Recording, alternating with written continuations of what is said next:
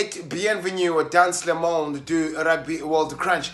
This is the final round of the Rugby World Crunch. We started off with having 20 teams trying to get their hands on the coveted Webb Ellis trophy. Then we were down to 2, but only one could get their hands on the coveted Webb Ellis trophy. And no, this is not Webb Ellis, it's the cousin, Glass Dennis Jr.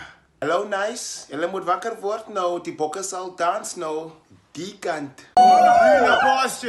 Greener pastures. Every opposition that sets foot over here, demolish.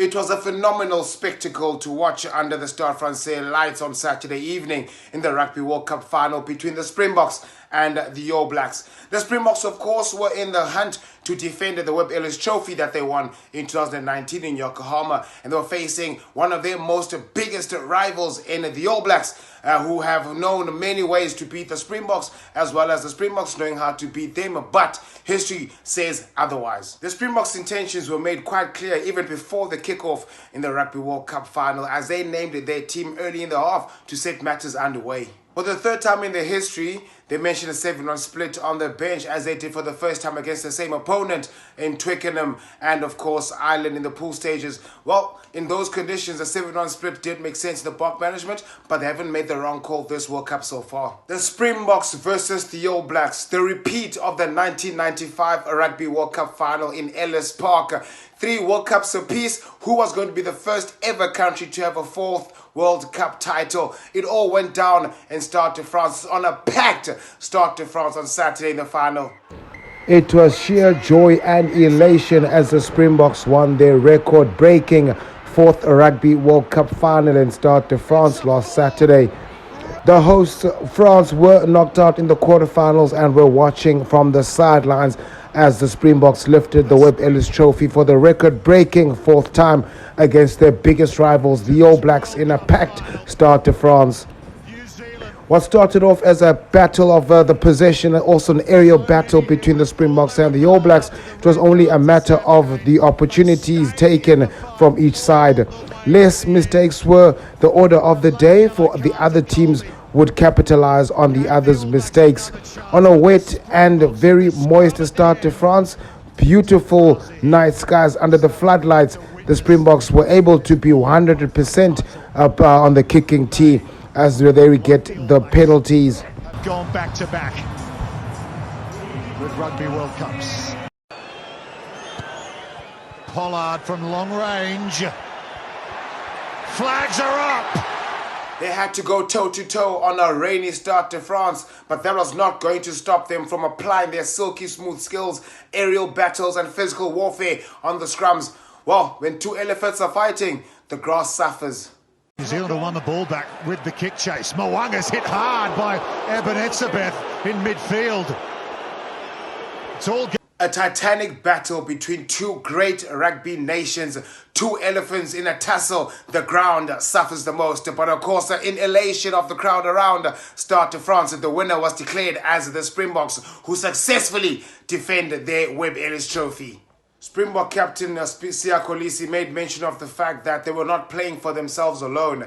They were not playing for the jersey anymore. They were playing for the 62 million people back at home, because they could feel the people's energy. They could feel the people's to support. The videos on social media, the videos of encouragement, the videos of positivity, sometimes the videos of humor were deeply appreciated by the men in green and gold up north in France.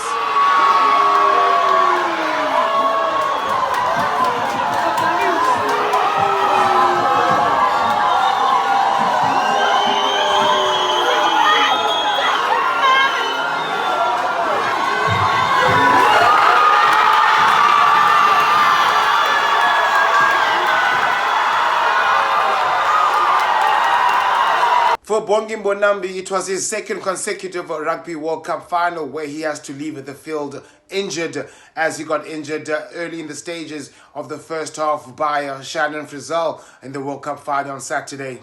A similar misfortune happened as well on the 2019 Rugby World Cup final against England, where he got knocked out by Courtney Law's knee.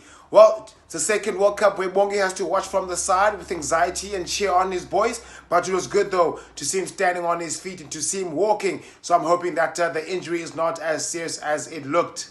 And as we're about to officially close the chapter of the Rugby World Crunch, let's just take a trip down memory lane and see how boys got to the final. Jasper Visser. A couple of strong carries from him so far here in the second half. Here's Marks again, going low. De Klerk. Peter Stef de Toy driving over the line for South Africa. Edge, Peter Stef de Toy. Number 9. To the 10 goes South Africa, getting more into their rhythm now. The ball goes across field to Cheslin Colby. You better enjoy this. It's Colby Arendse, in fact. In Marseille a week ago. Green and gold tank beginning to trundle. It's loose for Reinach. Lovely show. 115 kilograms on the charge. Willemse, lovely pass to Billy LaRue. He's got pace, he's got hands. Starting breaks. Williams on the switch, cantering and swerving. He is untouchable. Advantage! Lucid collapsing elbow. Advantage for South Africa with 4 of the bomb squad members on the field. Dialendi, beautiful ball on the outside. South Africa will power over. Dwayne Vermeulen involved in that, I think. Veteran number 8, kicked high. It's gone backwards, and look at Curtly Arendse. Arendse's got space in front of him. And South Africa looking for their second try. Reinach. Very good line speed from South Africa, and they've got possession. Here's Jesse Creel, puts it on the toe. Cheslin Colby, it sits up for him.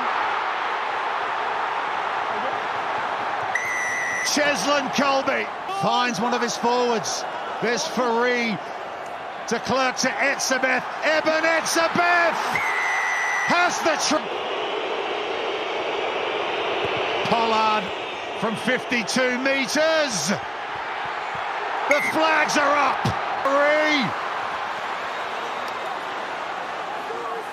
Arceus Neyman scores for South Africa to win this semi-final.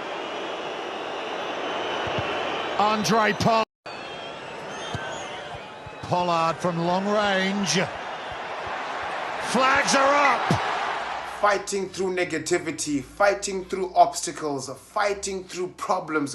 That's what the Springboks did this Rugby World Cup, starting from the bottom and ending at the top, being the last man standing, having the most difficult run in the World Cup and still winning it when no one had hope but 62 million South Africans. Ladies and gentlemen, that is it for the Rugby World Crunch. We are finally closing the show. Thank you very much for those who have been part of this journey. It's been a great experience. It's been great sharing this information and keeping you excited and also up to date with the highlights of the Rugby World Cup in France. It's been a great journey. It's been a great opportunity. Hopefully, we'll see each other again soon. Coach Team here, the Rugby World Crunch, out.